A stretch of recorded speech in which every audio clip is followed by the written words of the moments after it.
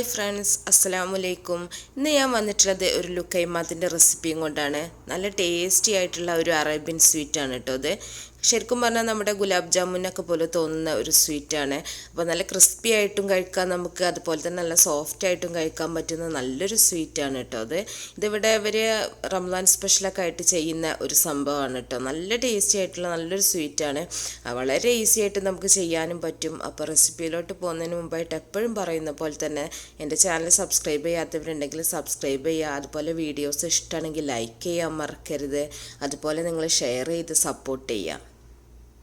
ഇവിടെ ഞാൻ 1.5 കപ്പ് മൈദ, അതുപോലെ 1 ടേബിൾ സ്പൂൺ കോൺഫ്ലവറും കൂടെ ചേർത്തെടുത്തിട്ടുള്ളതാണ്. ഇനി ഇതിലേക്ക് 1 ടീസ്പൂൺ ഇൻസ്റ്റൻറ്റ് ഈസ്റ്റാണ് ഞാൻ ചേർത്തിട്ടുള്ളത്. 1 ടേബിൾ സ്പൂൺ പഞ്ചസാര, അതുപോലെ തന്നെ ആവശ്യത്തിന് ഒരു പിഞ്ച് ഉപ്പും കൂടെ നമുക്ക് ഇട്ട് കൊടുക്കാം.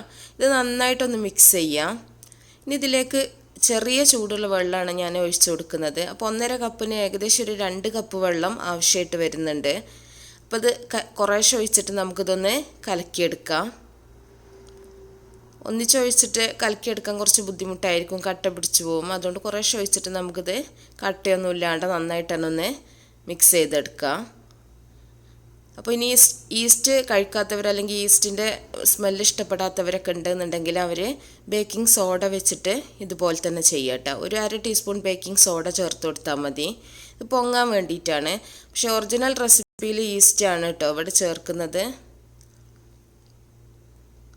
ഇപ്പോൾ ഈസ്റ്റ് ചിലർക്ക് അലർജി ഉള്ളവരൊക്കെ ഉണ്ടാവും. അങ്ങനത്തെവരാണെങ്കിൽ ഞാൻ പറഞ്ഞ സോഡ ചേർത്താൽ മതി. അപ്പോൾ ബാക്കി വെള്ളം കൂടെ ചേർത്തിട്ട് ഞാൻ നന്നായിട്ടൊന്ന് മിക്സ് ചെയ്തെടുക്കുന്നുണ്ട്. അപ്പോൾ അതുപോലെ കോൺഫ്ലോർ നിങ്ങൾ നിർബന്ധമായിട്ട് ചേർക്കുക. കോൺഫ്ലോർ ചേർത്തെങ്കിൽ മാത്രമേ ക്രിസ്പി ആയിട്ട് കിട്ടുള്ളൂ നമുക്ക്. അപ്പോൾ നന്നായിട്ട് തന്നെ ഞാൻ ഇത് കലക്കിയെടുക്കുന്നുണ്ട്. കലക്കിയെടുത്തിട്ടുണ്ട്. ഇനി ഇതിലേക്ക് നമ്മൾ 1 ടീസ്പൂൺ ചെറുനാരങ്ങ നീരാണ് ചേർത്ത് കൊടുക്കുന്നത്. ഇതിന് പകരം നിങ്ങൾക്ക് തൈര് ചേർത്ത് കൊടുക്കുക. തൈരാണെങ്കിൽ 1 ടേബിൾ സ്പൂൺ തൈര് എടുത്തിട്ട് നിങ്ങൾ ചേർത്താൽ മതി. ഇതിന് പകരമാണ് ഞാൻ 1 ടീസ്പൂൺ ചെറുനാരങ്ങ നീര് ചേർത്തിട്ടുള്ളത്. ഇതും കൂടെ ചേർത്തിട്ട് നന്നായിട്ട് നമുക്കൊന്ന് ഇളക്കിയിട്ടൊന്ന് മിക്സ് ചെയ്തെടുക്കുക. ഇത് അടച്ചിട്ട് ഒരു 3/4 മണിക്കൂർ ടു 1 മണിക്കൂറെങ്കിലും നമ്മൾ വെക്കണം കേട്ടോ, ഈസ്റ്റ് പൊങ്ങാനായിട്ട്. ഇനി ആ സമയം കൊണ്ട് നമുക്ക് ഇതിലേക്കുള്ള ഷുഗർ സിറപ്പ് റെഡിയാക്കി എടുക്കാം. 1 കപ്പ് പഞ്ചസാരയാണ് ഞാനൊരു സോസ് പാനിലേക്ക് ഇട്ട് കൊടുത്തിട്ടുള്ളത്. അതേ സെയിം അളവിൽ തന്നെ 1 കപ്പ് വെള്ളം കൂടെ ഒഴിച്ചിട്ടുണ്ട്. ഇത് നമുക്ക് നന്നായിട്ടൊന്ന് അലിയിച്ചെടുക്കുക. ഒരുപാട് നമ്മൾ ഒരു നൂൽപ്പരുവാ അങ്ങനെയൊന്നും ആവേണ്ട ആവശ്യമില്ല കേട്ടോ. കുറച്ച് ഒരു ഇതായിട്ടുള്ളൊരു സിറപ്പായി കിട്ടിയാൽ മതി നമുക്ക്. അധികം കട്ടിയായിട്ടുണ്ടെങ്കിൽ ഇതിലേക്ക് അബ്സോർബ് ആവില്ല. ഇതിലേക്ക് ഞാനൊരു 2 കഷ്ണം ഓറഞ്ചിൻ്റെ തൊലിയും കൂടെ ഇട്ട് കൊടുത്തിട്ടുണ്ട്. 1 ടീസ്പൂൺ ചെറുനാരങ്ങ നീരും കൂടെ ഒഴിച്ചു കൊടുക്കുക. ഒരു ചെറുനാരങ്ങയുടെ ഹാഫ് എടുത്തിട്ട് പിഴിഞ്ഞൊഴിച്ചാൽ മതി. അപ്പോൾ ഇത് അധികം കട്ടിയാക്കരുത് കേട്ടോ. അപ്പോൾ നമ്മുടെ ലുക്കൈമാത്തിലേക്ക് ഇത് ഉള്ളിലേക്കൊന്നും കയറൂല.